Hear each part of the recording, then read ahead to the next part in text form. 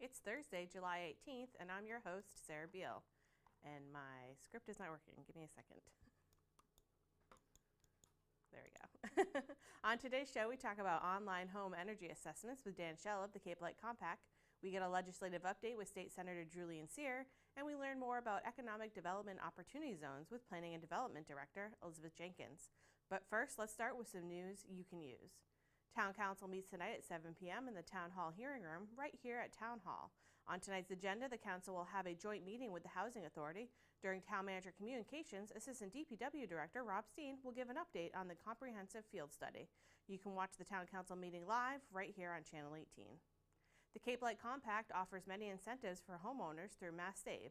Dan Schell joins us to tell us all about how you can save money and energy. Dan, thank you so much for joining us today. We're going to talk about home energy assessments. I know I've done it twice, but you have something new that you're offering now, which is online home energy assessments. Let's talk a little bit about that. Exactly, yeah. So folks, I think, know a lot about our traditional, where we have Rise Engineering come out and they do the blower door test, they replace your light bulbs, they do all those things. But this is a new process that hopefully gives people an understanding of where they stand without having someone come out initially to their house. So on the assessment, it'll ask you things about what kind of light bulbs do you have, are your appliances Energy Star, how insulated or how drafty is your house. And it takes all that information and kind of gives you an energy efficiency score, really on a scale of 1 to 10. And from that, it'll give you different recommendations. So if you have a really old furnace, it'll recommend the rebates that we offer on that. If it maybe you're a drafty house, recommending insulation, or if you have old light bulbs, installing new light bulbs. So it'll still almost always recommend that you have someone come out, but it'll, at least before they get out there, give you an understanding of where you stand and kind of direct you to some of the different offerings that we have before the folks come out there. Right. So it's a great way, we think, to lessen the barrier and get people thinking, a quick and easy way to get them thinking about efficiency on their home. Right, that's great. It gives the homeowner an idea of what they can expect if somebody if somebody is going to come out to a house. And I imagine it also gives the inspectors an idea of what they're coming into when they come to a house. Yeah, exactly. Especially what some of their concerns or the big cost-saving areas might be for those homeowners. That's really good. Now, where can people find the online home energy assessment? So right now it just lives on the Mass Save website. Probably the easiest way to find it would just be going to masssave.com and searching online home energy assessment. And all they need is their zip code and address, and they pop it right in, and they can do the assessment there. That's great. Yeah. That's great. Another thing we want to talk about today is refrigerator recycling, and there is a change in the rebate that you can get when you recycle a refrigerator. Exactly. So for the current month and through September, we're going to be offering a $100 rebate on refrigerator recycling. So this is a program where if you have a working fridge, maybe it's an older model you're looking to upgrade, we'll actually give you $100 right now to take it away. Traditionally it had been $75, but we're really looking to get those fridges out of people's homes because they can be huge energy suckers. Yes. And we found that you can save up to $150 by upgrading to an energy efficient model, preferably an Energy Star certified model. So we work with a company that comes out, takes the fridge out for you, and then you get your $100 rebate on the back end. So it's a pretty quick and easy process. Yeah, that's really. Let's talk a little bit about saving energy, because it's going to save you money, but it's also what else? What are some of the other benefits of upgrading to Energy Star rated products and getting rid of old, appliances that maybe are, using more energy than they need to be? Yeah, so that's the big one, is going to be the cost savings to you and the energy efficiency. Like I said, $150 is usually the difference between an older model and a newer model. The great thing about our program is that 100% of the materials get recycled. So it goes to a facility. They just opened a new one in Franklin, Mass. And so it gets there as opposed to going and taking it to the dump or the landfill, where it may get recycled, it may not. That's amazing. Yeah. That's really great. And I think, unfortunately, we see a lot of people dump products like appliances, like a refrigerator, on the side of the road. So don't do that. Yes, You can get please $100 don't do that. towards a new refrigerator. Yeah. So, I mean, you don't have to pay to have it taken away. Yep. You actually get $100 towards a new refrigerator. Right. So this is a really great program. I hope that people take advantage of this. Yeah. I know I'm thinking about taking Yeah. advantage of Yeah. this. I need a new refrigerator, so Absolutely. this is pretty great. You also have a couple of dehumidifier turn-in events. I know that you previously had one in Barnstable, but you got two coming up, one in Falmouth and one in Orleans. Yep. So we just had the one at CAM in Hyannis here last Saturday. But if you missed that, we have two others coming up. We have one this weekend in Falmouth at Crane Appliance from 10 to 2. And then we have another one the following Saturday at Crane in Orleans from 10 to 2 as well. And so that is similar. We work with the same company. It gets recycled through them. And it's a $30 rebate to get rid of an old inefficient dehumidifier.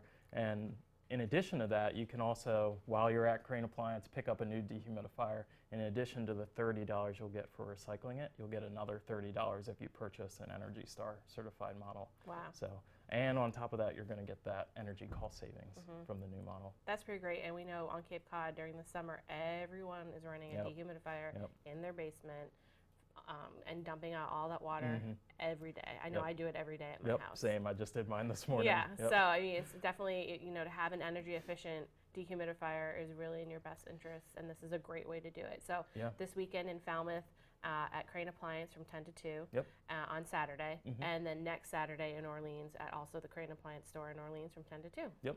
Okay. And anything else you want to let our viewers know about before I let you go? No, that's it. We hope to see some folks hop on and do the online assessment and get rid of some of those old inefficient appliances. Yeah, log on to masssave.com and you can get all sorts of great information. Dan, thank you so much for joining us Thanks today. for having me, Sarah.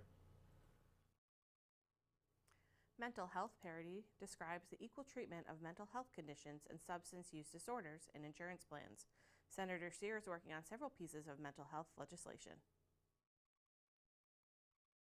With me today outside the brand new Barnstable Adult Community Center, Senator Julian Sear for his legislative update. Julian, what a wonderful day it was here today. Great to be with you, and this was so much fun. It's a little bit of a cloudy day, but there's a lot of sunshine.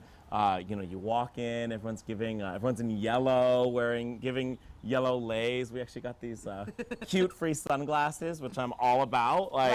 Right? You know, bringing in the sunshine to this place. But you know, I think that Barnstable's a real model around how do we look at providing services for older adults. And I think that, I mean, I guess I can keep wearing these, but, right, and I think it's really important that, you know, throughout the lifespan, we're making sure that we're taking care of all the people in our community. And I think you know, on the 20th anniversary here, having a renaming, right, it's now the Barnstable Adult Community Center, and making sure that this is a space that folks know they can come to, they can rely on, and is a real kind of part of, you know, I always think of successful communities where there's a lot of connectivity, right? Where there's a lot of connectivity in people, and that helps with a whole host of, you know, social ailments and challenges, you know, loneliness, and so it's just cool to be here in Barnstable and to represent a community that's really on the forefront of aging.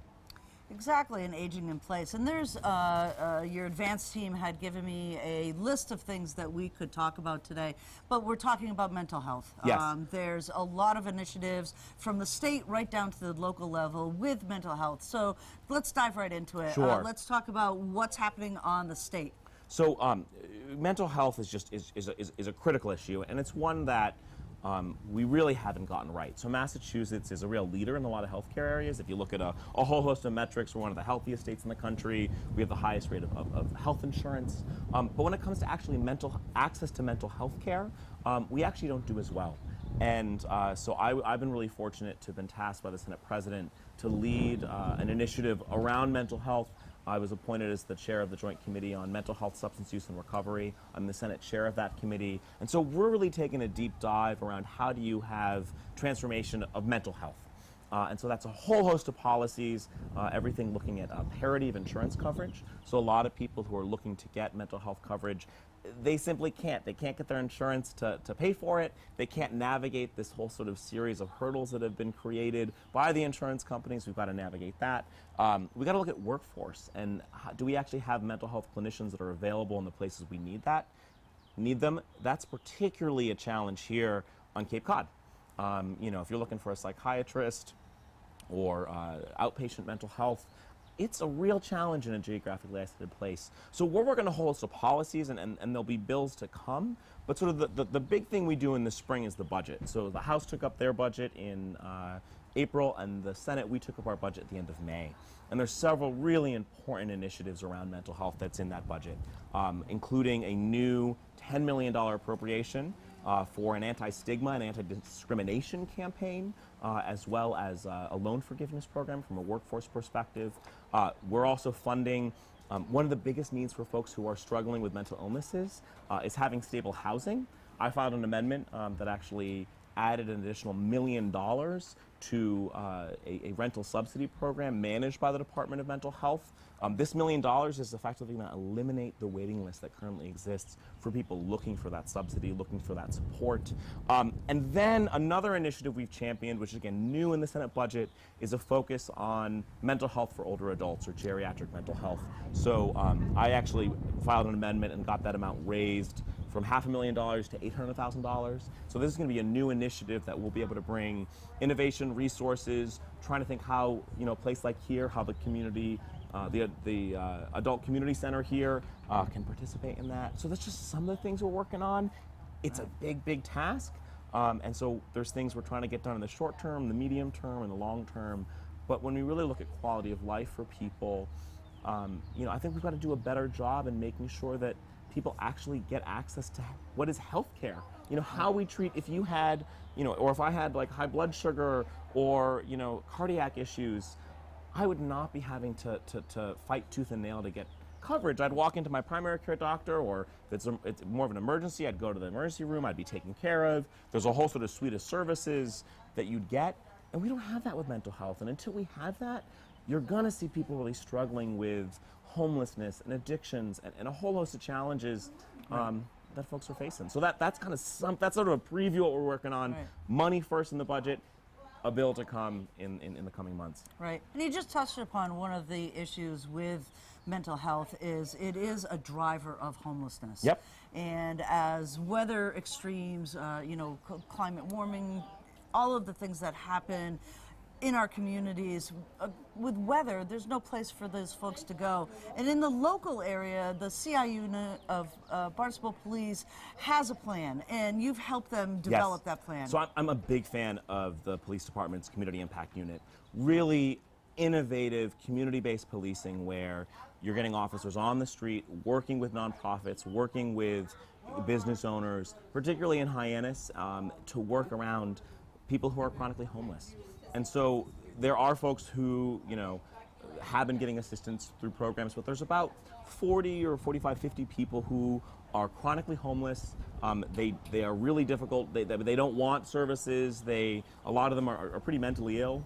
But there's a real challenge with severe weather events. And we saw this not this winter, which was pretty nice, but for Cape Winters, but the prior winter, right, we had all those nor'easters and all those snowstorms. So last year, in last year's budget, I secured a $45,000 earmark to the town of Barnstable, to the police department, to have a program to house people when we had these really severe weather events. And we've gotten it again in the budget. And what's really interesting about the program in its first year, and I know you guys have done some great coverage on this already, but in the first year, of those about 40, 45 people who are chronically homeless, 20 of them, because of this program, have now been accessing services and are kind of on a path to having more sustainable housing that they wouldn't have had without the program. So the Community Impact Unit deserves a ton of credit. A lot of nonprofit organizations, you know, NAMI, the Duffy Center, VinFen, and this real collaborative community policing-led effort is really making a difference in one of the, you know, toughest issues we've got here in Hyannis. Excellent.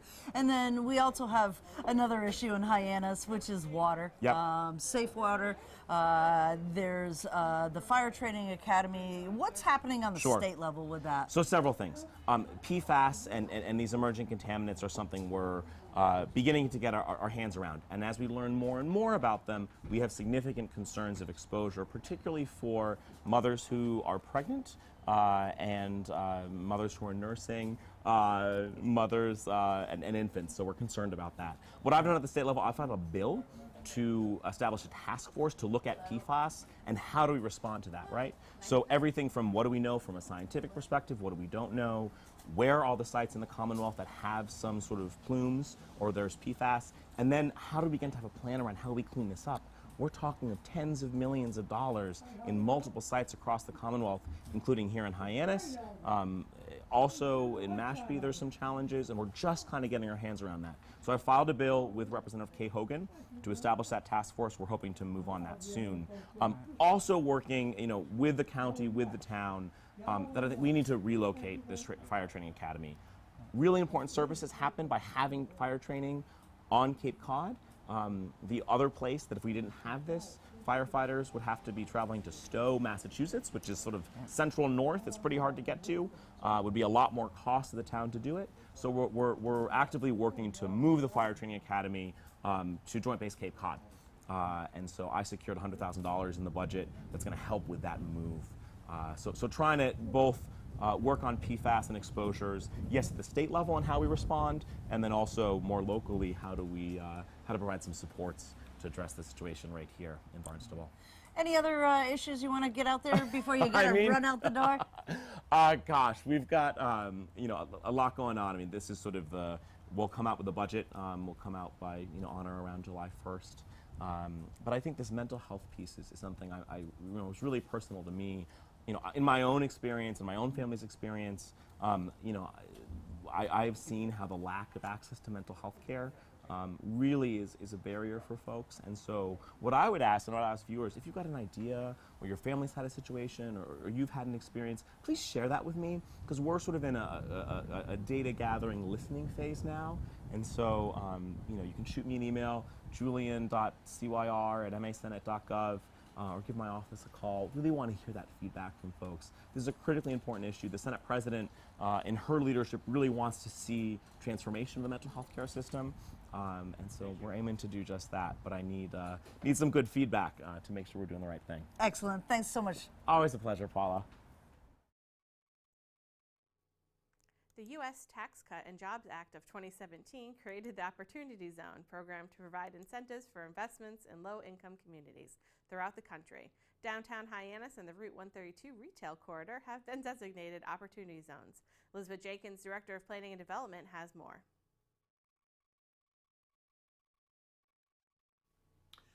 Planning and Development is always looking for opportunities for economic development and for other initiatives in the town of Barnstable. Well, there is a new Opportunity Zone. With me today, Elizabeth Jenkins, Director of Planning and Development. This Opportunity Zone opportunity is something new, and you're going to Washington. I am, very excitingly. So first, what is an Opportunity Zone? An Opportunity Zone came out of a program that was established by the federal government through the, I think, 2017 Tax Cut and Jobs Act.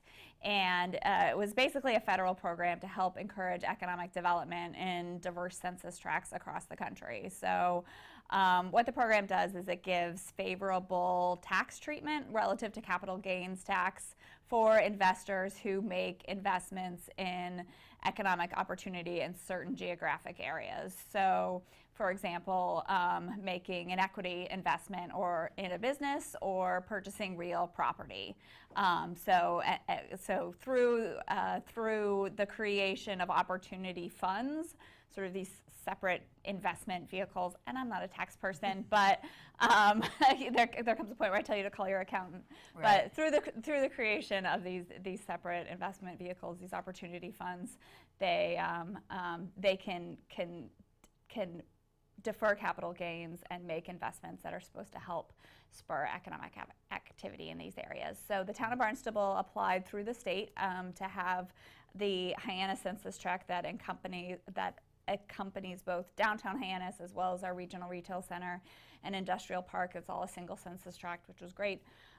So we applied to the state to have that tract designated. Back when they were soliciting proposals, we had it designated, and our friends over in Yarmouth had one designated as well. So we were a designated opportunity zone. And so through this opportunity, the Opportunity Zone Academy, it comes to us through a not-for-profit group called Locus, which is a group of developers and investors who are supporting smart growth and walkable communities.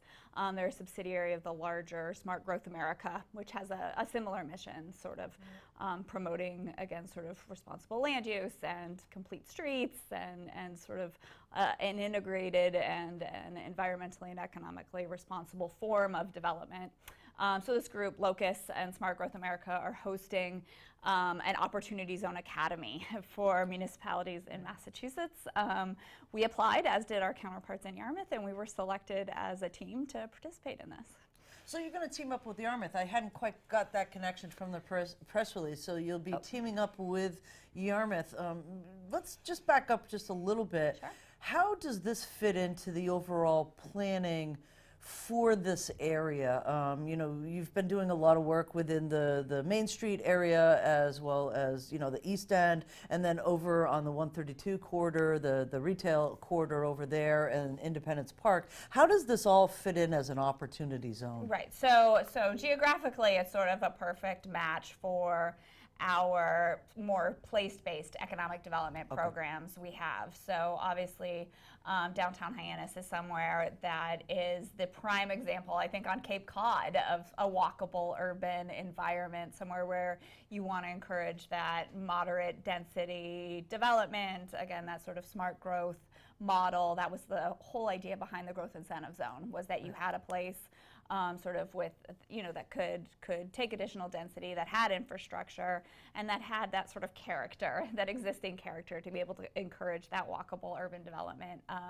So it's great because we see that's really, that this opportunity zone is really a vehicle to help encourage that, and even this Locus and Smart Growth America opportunity that aligns with their objectives as well. So one of the things we hope to get out of this academy is, you know, how do we sort of tailor our place-based strategies, whether it's working with the RTA to encourage transit-oriented development or encourage a better complete streets concept. So the car not just being for the automobile, but being for cyclists and pedestrians as well. So what strategies should we be focusing on? How do we do a better job of sort of attracting capital and investors to these areas, seeing that, hey, we've done all this planning, we have all these incentives, all of this regulatory relief, and now this fantastic sort of favorable tax incentive. How do we align and package all these things and market it to developers and investors? So that's kind of how it comes together there. It's also a great fit for sort of Route 132 in the industrial park, because that's where you see the opportunity for that investment in businesses. So you know, we see the opportunity for business growth there. So if somebody was going to make an equity investment in a business, obviously lots of sort of commercial opportunity there as well. Okay, and then as we kind of sidestepped here, how does working with Yarmouth play into this as well? So is that their their 28 corridor down into Bass River, is what I understand? Correct. So it's sort of on the opposite side of Yarmouth. But I think the thinking, sort of as we got together and worked with Locust to sort of develop out this opportunity, was that we really see both Barnstable and Yarmouth as being more of the core of year-round life on Cape Cod. I think we share that, really, and too many times we're sort of competitive over development. You know, I think this is a great opportunity, again, to sort of think about bigger investments, again, in things like rail and transit, and how do we solidify on both sides of the municipal line in Barnstable and in Yarmouth these areas really as the core year-round geography of Cape Cod. Right. And the other idea is, I think a lot of the idea out of the Opportunity Zone Academy is to close the gap between the sort of financial and technical speak around opportunity zones and the knowledge base that local governments have. So I think the more we can work together, the more that knowledge base is transferable across different municipalities, the more benefit it has for all of us here on Cape Cod, and for us to take this back to other people in the region. Not just on Cape Cod, but the entire Southeast region, and say, this is what we've learned about the role that municipalities can play in this Opportunity Zone program. This is how we're leveraging this investment. So it's not just about us. It's really about sort of building that vitality throughout all of southeastern Massachusetts. Right, and there were 7 communities chosen for this from Massachusetts, as far out as Western Mass as well. I saw Montague out there, which is close to my old hometown, which was kind of weird to think of that as an opportunity build-out area. But when we look at this particular program, you'll attend the academy, you'll have your counterpart in Yarmouth out there with you as well. Correct, yeah. When you come back from that, what is your hope that you're going to come back with? Is there specific gaps in knowledge in how to do something like this? Right, so I think one of the things that both sort of locally as municipalities and regionally that we've been trying to figure out is what is our role?